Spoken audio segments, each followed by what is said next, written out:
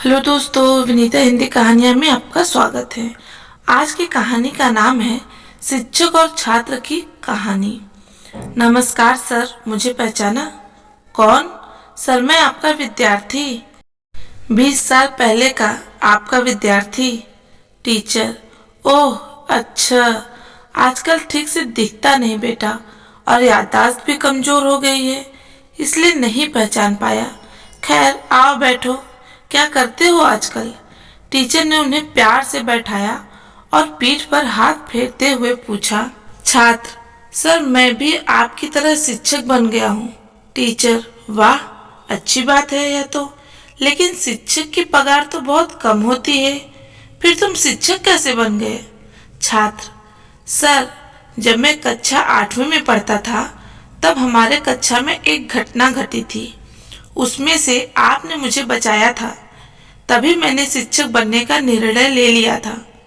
वो घटना मैं आपको याद दिलाता हूँ। आपको मैं भी याद आऊंगा। टीचर: अच्छा, क्या हुआ था बेटा? मुझे ठीक से कुछ याद नहीं। छात्र: सर, 8वीं कक्षा में एक बहुत ही अमीर लड़का पढ़ता था, जबकि बाकी हम सब बहुत गरीब थे। एक दिन वह बहुत महंगी घड़ी पहन कर आया था और उसकी घड़ी चोरी हो गई थी। कुछ याद आया सर? टीचर: 8वीं कक्षा। छात्र: हाँ सर, उस दिन मेरा मन उस घड़ी पर आ गया था, और लंच टाइम में जब उसने महंगी घड़ी अपने बैग में रखी, तो मैंने मौका देखकर वह घड़ी चुरा ली। उसके ठीक बाद आपका पीरियड था। उस लड़के ने आपके पास घड़ी चोरी होने की शिकायत की और बहुत जोर जोर से रोने लगा। आपने कहा, जिसने भी वह घड़ी चुराई है उसे वापस कर दो। मैं उसे सजा नहीं दूंगा, लेकिन डर के मारे मेरी हिम्मत ही नहीं हुई घड़ी वापस करने की। उसके बाद फिर आपने कमरे का दरवाजा बंद किया और हम सबको एक लाइन में आंखें बंद करके खड़े होने को कहा, और यह भी कहा कि आप सबकी जेब और झोला देखेंगे, लेकिन जब तक घड़ी मिल नहीं जाती तब तक कोई भी अपनी आंखें नहीं खोलेगा, वरना उसे स्कूल से निकाल दिया जाएगा और ऊपर से जबरदस्त मार पड़ेगी। वो अलग। हम सब आंखें बंद कर खड़े हो गए।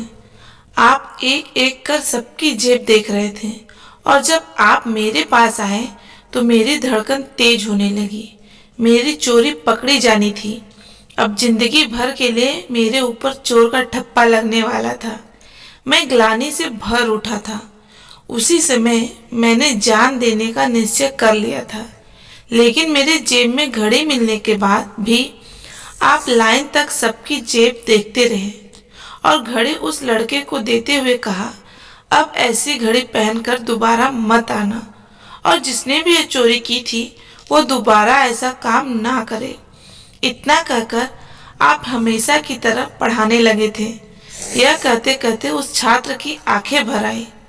वह रूंधे गले से बोला, आपने उस समय सबके सामने मुझे शर्मिंदा होने से बचा लिया था सर। आगे भी कभी किसी पर भी मेरा चोर होना जाहिर ना होने दिया।